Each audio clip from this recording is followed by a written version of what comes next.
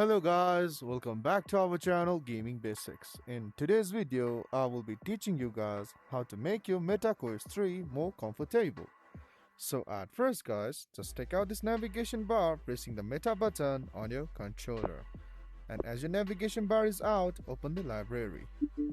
And as you open the library, you can see this app Headset Fit and Focus, and just click on here to open it. And as you open it, just do as it says, which makes you more comfortable.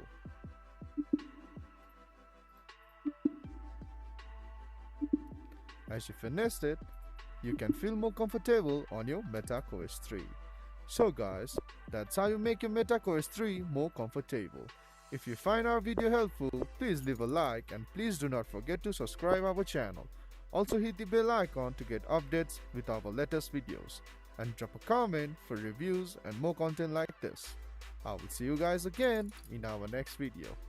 Thank you for watching.